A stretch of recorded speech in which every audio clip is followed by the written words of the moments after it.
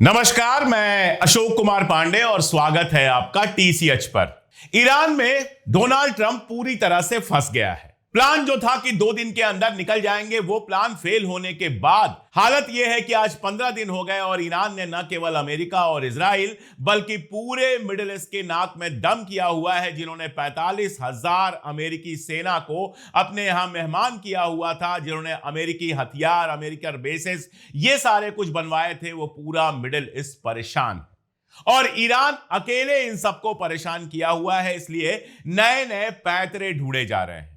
Straight of Hormuz बंद है, 21 mile की वो स्ट्रेट ऑफ होर्मुज बंद है, जिसके चलते सारी दुनिया का व्यापार और सारी दुनिया का बाजार अस्त व्यस्त हो गया है। समझ में ये नहीं आ रहा है कि क्या किया जाए, तो अब नए नए तरीके ढूंढे जा रहे हैं। कल रात से लेकर आज सुबह तक अमेरिका ने 2 हरकतें की हैं और दोनों हरकतें निहायत बेवकूफाना हैं। आज सुबह सुबह आप उठे होंगे तो आपने देखा होगा कि व्हाइट हाउस ने बाकायदा ट्वीट किया कि खार्ग को पूरी तरह से खत्म कर दिया गया। खार्ग में ईरान के जितने मिलिट्री बेसेस थे सबको उड़ा दिया गया। अब खार्ग में किसी भी तरह का एयर डिफेंस नहीं बचा है। अब खार्ग में हम जो चाहें वो कर सकते हैं। कहा गया कि हमने जानबूझकर खार्ग का जो आयल वाला मामला था, आयल डिपो जो खार्ग का था, उसको छोड़ दिया है, लेकिन आगे अगर ईरान और हरकतें करेगा तो हम उस आयल डिपो को भी उड़ा देंगे। ये ट्रंप की भाषा थी, ये व्हाइट हाउस की भाषा थी। खार्ग के बारे में मैं पहले बता चुका हूं आपको, बहुत डिटेलिंग करने की जगह सिर्फ इतना बता दूं कि सारी दुनिया का 2% आयल जो है वो खार्ग से जाता है।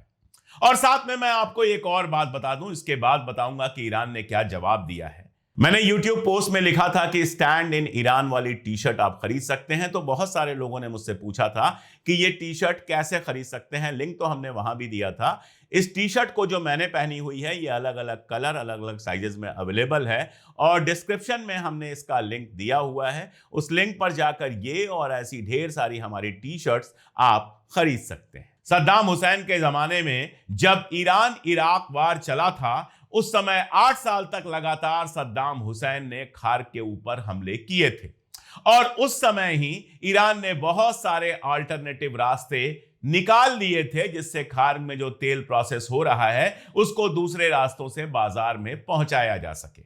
यह तो हुई एक बात। दूसरी बात यह कि जिस समय ट्रंप ये बड़े बड़े बयान दे रहा था, ठीक उसी समय ईरान ने 4 और जहाज उड़ा दिए। अमेरिका के 4 फाइटर प्लेन उड़ा दिए सऊदी अरबिया के बेस पर जो रखे हुए थे। कल के अगर 2 फाइटर प्लेन्स को जोड़ लें तो 2 दिन के अंदर अंदर 6 अमेरिकी फाइटर प्लेन्स उड़ाए जा चुके हैं और जंग जब से शुरू हुई है तब से अगर काउंट करेंगे तो 20 के आसपास अमेरिकन फाइटर प्लेन्स जो हैं उनको उड़ा चुका है ईरान। तो इधर खार्ग पर आपने हमला किया और उधर ईरान ने तुरंत बदला लिया।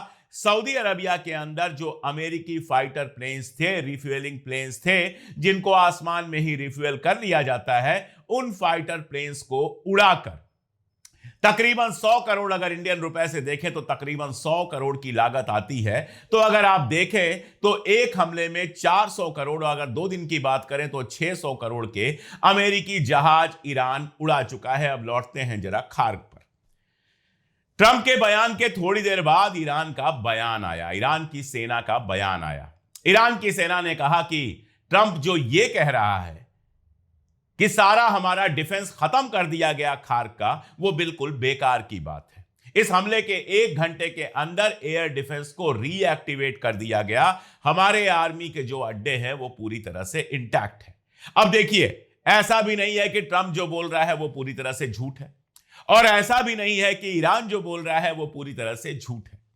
ट्रंप अपनी तरफ से बढ़ा चढ़ा के कहेगा, क्योंकि अमेरिका की जनता को उसको दिखाना है कि हम ईरान में जीत रहे हैं। अभी कल परसों उसने बयान दिया था कि ईरान का सारा मिसाइल सिस्टम खत्म हो गया, सारी नेवी खत्म हो गई, सब कुछ खत्म हो गया और पूरी तरह से हमने ईरान को तबाह कर दिया।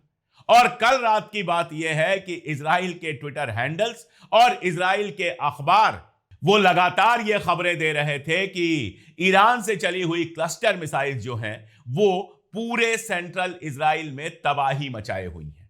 क्लस्टर मिसाइल आप जानते हैं, मिसाइल तो एक जाती है, फिर उसके दरवाजे खुलते हैं और 60-70 बम पूरे इलाके में फैल जाते हैं। बताया यह जा रहा है कि कल शिन बेट का जो हेडक्वार्टर है उसको भी नुकसान पहुंचाया गया है, मोसाद के कई अड्डों को नुकसान पहुंचाया गया है, आईडीएफ के कई अड्डों को नुकसान पहुंचाया गया है। ईरान की आर्मी ने दावा किया कि वो जगहें जहां पर अमेरिका और इजराइल के सैनिक थे उन जगहों पर हमला किया गया है और काफी लोग मारे गए हैं। अब अगर अफवाहों की बात करेंगे तो अफवाहें तो ये भी चल रही हैं कि बेन गुवेर मारा जा चुका है। कल आप जानते हैं जुमातुल अलविदा था और कई सालों से जुमातुल अलविदा पर अल अक्सा मस्जिद के आसपास और बाकी सारी जगहों पर बेन गुवेर और उसके लोग जाकर तमाशा मचाते थे, मुसलमानों को नमाज नहीं पढ़ने देते थे। कल बेन गुवेर नहीं दिखा, बरसों बाद बेन गुवेर और उसकी पुलिस नहीं दिखाई दी, तो इन अफवाहों को और बल मिल गया कि क्या वाकई बेन गुवेर मारा गया है। अफवाह तो यहां तक है कि नेतन्याहू और उसका भाई मारा गया है। सच्चाई कोई नहीं जानता। जो वीडियो नेतन्याहू का आया था, लोग दावा कर रहे हैं कि वो एआई वीडियो था। एक और आपको बात बताऊं, नेतन्याहू का बेटा है यावर नेतन्याहू, दिन में 30-30, 40-40 रिट्वीट करता था, लेकिन पिछले 5 दिनों से उसका एक भी ट्वीट नहीं आया है।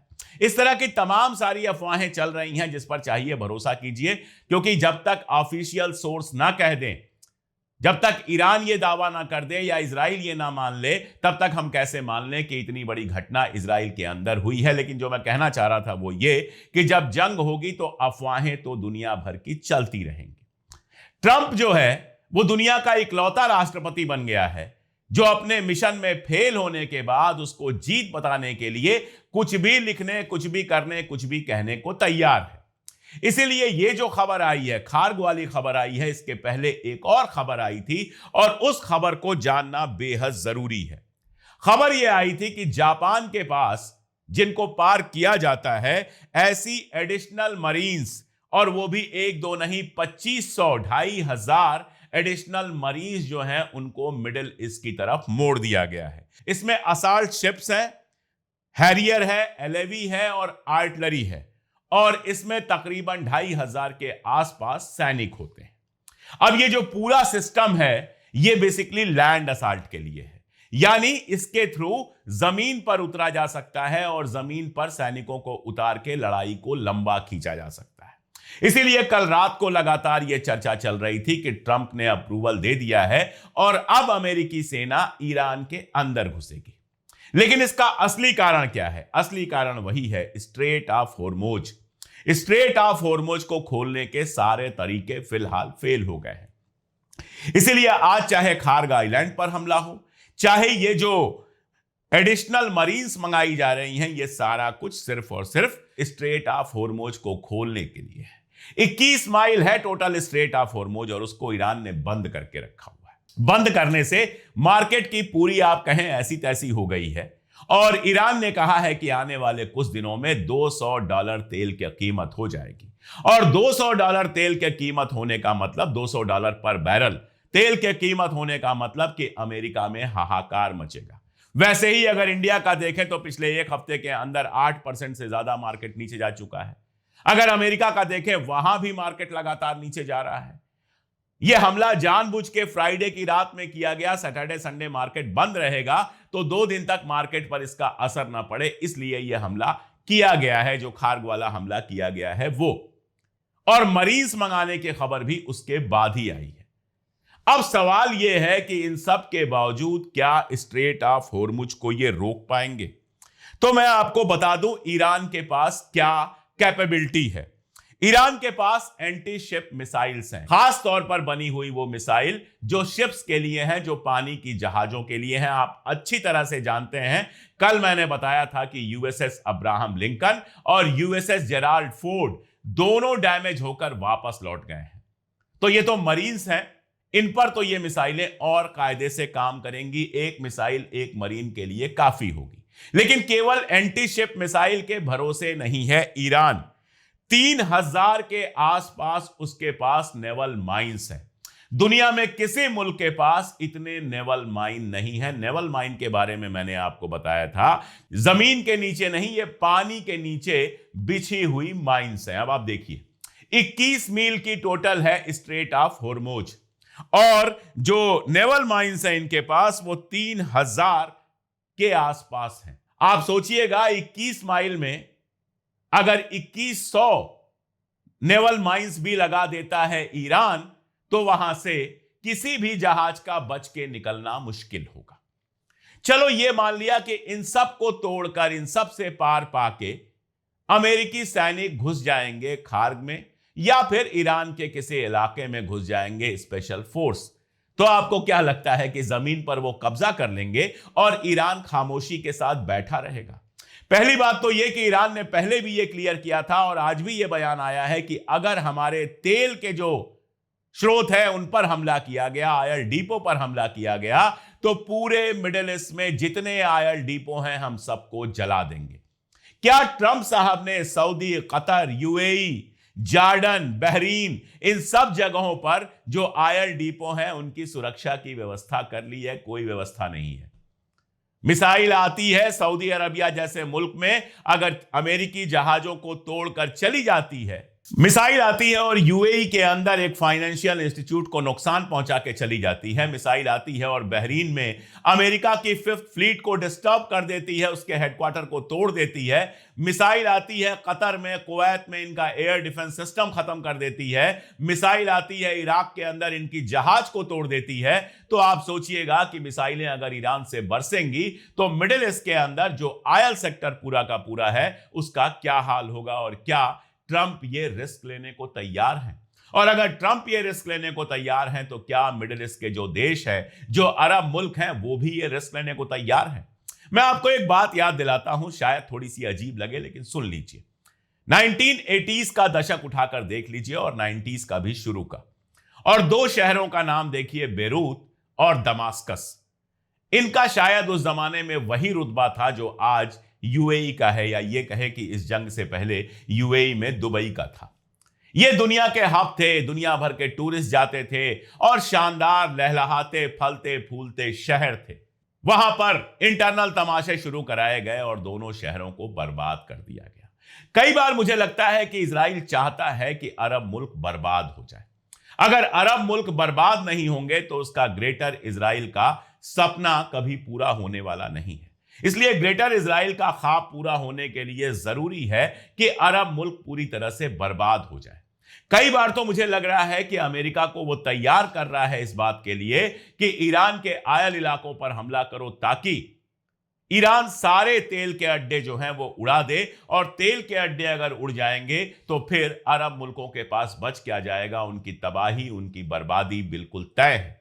तो कौन जाने कि इजराइल पर्दे के पीछे से कौन सा खेल खेल रहा है, लेकिन यह मामला सिर्फ यहां तक नहीं रह जाएगा। यह मामला सारी दुनिया में जाएगा। तेल के डिपो जलेंगे तो सारी दुनिया के मार्केट जलेंगे, तेल के डिपो जलेंगे तो सारी दुनिया में इकॉनमी सत्यानाश हो जाएंगी। इसलिए यूरोप भी यह बात बहुत ध्यान से देख रहा होगा कि क्या ट्रंप यह काम करेगा। यूरोप ने धीरे धीरे अपने हाथ खींच लिए हैं। कल मैं जर्मनी के जो प्रधानमंत्री हैं उनका बयान पढ़ रहा था, सुन रहा था, पढ़ रहा था, बोलते जर्मन में है इसलिए हम पढ़ ही सकते हैं अंग्रेजी में जो आता है। तो उन्होंने भी कहा कि इस जंग में हम सीधे सीधे शामिल नहीं होंगे। फ्रांस, इंग्लैंड ये सब तो मना ही कर चुके हैं। मेलोनी बाकायदा मजम्मत कर चुकी हैं इस हमले का। और एरबिल जो इराक में है, जहां पर अमेरिका के 2 जहाज गिराए गए थे, एरबिल बेस में जो इटली की सेना है, इटली का जो कुछ है उसको वो वापस बुला रही हैं। उनका कहना है कि हम इस जंग में किसी भी तरह से शामिल नहीं हैं। इकलौता बेस एरबिल है जहां इटली का प्रेजेंस है, तो हम एरबिल से अपनी सेना को वापस बुला रहे हैं। तो यूरोप भी इस पूरी जंग को लेकर परेशान है, कई चीजों से परेशान है। आप देखिए, यूरोप जो है यूक्रेन के साथ मिलकर लड़ रहा है रशिया से। रशिया के तेल पर जब सैंक्शन लगाया ट्रंप ने, तो यूरोप काफी खुश था कि रशिया का तेल नहीं बिकेगा, रशिया को पैसा नहीं मिलेगा। अब इस वार के बाद पहले हिंदुस्तान पर से उन्होंने ये बैन हटाया और अब सारी दुनिया से ये सैंक्शन हटा दिया है। कहा है सारी दुनिया में जो चाहे रशिया से तेल खरीद सकता है। और आज कंडीशन ये है कि सबसे ज्यादा फायदा कोई कमा रहा है इस जंग से, तो रशिया कमा रहा है। रशिया के फायदा कमाने का मतलब ये है कि यूक्रेन के ऊपर अब वो और ज्यादा हमला करेगा। और आप समझिए, यूरोप इसके चलते अमेरिका से नाराज है, यूरोप ट्रंप से नाराज है। वो ये कह रहा है कि आपने रशिया को फायदा पहुंचाया। इसीलिए मैंने शुरू में कहा था कि ट्रंप बहुत बुरी तरह से उलझ गया है। एक कदम यहां रखने जाओ तो 4 कदम फंस जाते हैं। अगर वाकई जमीन पर ईरान के सेना उतारते हैं, इसका मतलब यह है कि वहां से, ईरान से ताबूत लगातार जाते रहेंगे अमेरिका। और अमेरिका जितने ताबूत पहुंचेंगे उतना बुरा हाल होगा ट्रंप का। अमेरिकी नौजवान नहीं चाहते हैं जाकर मिडिल ईस्ट में, ईरान में अपनी जान गंवाना। सामने पड़ा हुआ है चुनाव, मिड टर्म चुनाव पड़ा हुआ है। तेल के भाव और बढ़ेंगे, घटेंगे नहीं, मार्केट और क्रैश करेगा। मिड टर्म चुनाव की हालत यह है कि जेडी वांस की हम बात करें, जेडी वांस जो उपराष्ट्रपति हैं, उनके बारे में खबरें ये आ रही हैं कि वो उस पूरे तमाशे से नाराज हैं, क्योंकि अगली बार राष्ट्रपति बनने का उनका जो चांस है वो इस पूरे तमाशे के चलते लगातार कम होता जा रहा है। इसीलिए इतनी बड़ी वॉर चल रही है, आप जेडी वांस को बोलते हुए बहुत कम सुनेंगे इस वॉर के समर्थन में। मिड टर्म इलेक्शंस की कंडीशन यह है कि डेमोक्रेट जीतेंगे, इस बात की पूरी संभावना है। जितने पोल हो रहे हैं सब बता रहे हैं डेमोक्रेट जीतेंगे। और ट्रंप के खिलाफ इंपीचमेंट की तैयारी हो रही है, तो बड़ी बात नहीं है कि ट्रंप की कुर्सी ही अगले साल भर में चली जाए और वो अपना टर्म पूरा ना कर पाए, शर्म के साथ वो रिटायर हो। तैयारी कुछ पहले से नहीं की गई थी। मोसाद और इजराइल ने कान भर दिए कि भैया 2 दिन में ईरान को हम जीत लेंगे, जनता सड़क पे आ जाएगी, सरकार बदल जाएगी। जब हमला हुआ तो पता चला कि जनता सड़क पर तो आई, लेकिन अपनी सरकार के साथ। आप कल देखिए, मैंने रिपोर्ट किया भी था, कल पीटर हेगसेथ ने, जो वार मिनिस्टर आप कह सकते हैं अमेरिका का है, उसने यह बयान दिया कि ईरान के जो लीडर्स हैं वो तो छुप गए हैं, बंकरों में जाकर छुप गए हैं, चूहों की तरह छुपे हुए हैं। अली लारिजानी ने बाकायदा ट्वीट किया कि भैया अल कुद्स डे पर हमारे प्राइम मिनिस्टर, हमारे फॉरेन मिनिस्टर, मैं खुद, हम सब तो सड़क पर थे अपनी जनता के साथ। तुम्हारे नेता कहां हैं? जाकर एप्स्टीन के आइलैंड में छुप गए हैं क्या? अब आप सोचिए, ईरानी जनता के नेता जब इस तरह से सड़क पर उतरे होंगे तो किस तरह का जोश आया होगा ईरान के लोगों के अंदर। बहुत सारे ऐसे बयानात मैंने पढ़े, बहुत सारे आर्टिकल पढ़े, जहां लोगों ने कहा कि हां, हमें अपनी सरकार से शिकायत है, लेकिन उस शिकायत के चलते हम दुश्मन के साथ नहीं खड़े हो जाएंगे। मोटा मोटी ईरान का यह हाल है। जो आपसे यह बताए कि ईरान में कोई नुकसान नहीं हो रहा है, मान लीजिए झूठ बोल रहा है। ईरान को नुकसान हो रहा है और ढंग से नुकसान हो रहा है, इसमें कोई दो राय नहीं है। जब बम बरसेंगे, घर गिरेंगे, लोग मरेंगे तो नुकसान तो होगा, लेकिन जो नहीं बताया जा रहा है, जो छुपाया जा रहा है, वो इजराइल का नुकसान छुपाया जा रहा है। इजराइल के अखबार कह रहे हैं कि हमें ईमानदारी से रिपोर्ट नहीं करने दिया जा रहा है, सैंक्शन लगाया जा रहा है हमारे ऊपर, हमें रोका जा रहा है, सेंसर किया जा रहा है हमें। आपको कल मैंने बताया था कि हारिस ने छापा था कि 11 क्लस्टर बम परसों रात को गिरे और एक एक क्लस्टर बम से 70 बम निकले। गुणा भाग कर लीजिए कितने बम सेंट्रल इजराइल पर गिरे हैं। और इससे ज्यादा मिसाइलों ने कल पेंट्रेट किया है और इजराइल का बुरा हाल है, लेकिन वो सब बाहर नहीं बताया जा रहा है। रहा सवाल अरब मुल्कों का, मैं आपको एक लिस्ट दिखाता हूं, उस लिस्ट को गौर से देखिए। कुवैत के अंदर 13,500 अमेरिकी सैनिक हैं।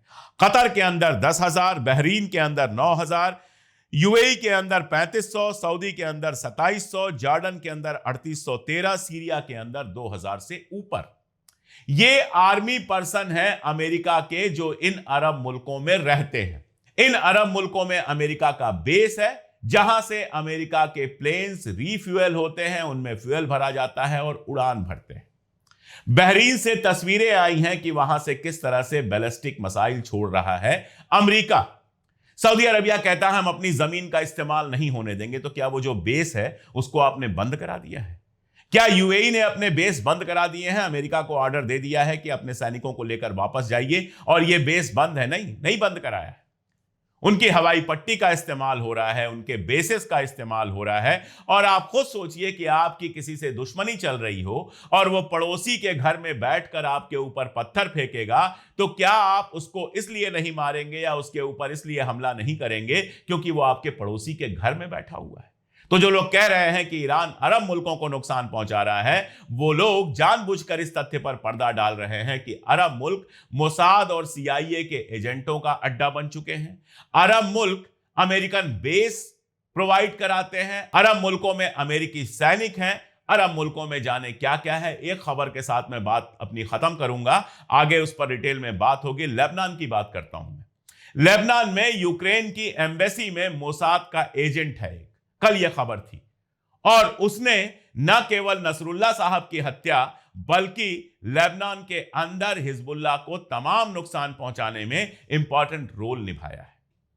ऐसे मोसाद और सीआईए के एजेंट अरब मुल्कों में भरे पड़े हैं। ईरान इस बात को जानता है और इसीलिए अरब मुल्कों पर जो अमेरिकन एसेट्स हैं और अमेरिकन बेसेस हैं उनके ऊपर लगातार हमला करके उसने अमेरिका को कमजोर किया है। तो फिलहाल ये हालात हैं। अमेरिका के हमले का ईरान ने जबरदस्त जवाब दिया है, 4 जहाज उड़ा दिए हैं। अमेरिका की सबमरीन्स आ रही हैं। ईरान पहले ही कह चुका है कि हम उसके लिए तैयार हैं।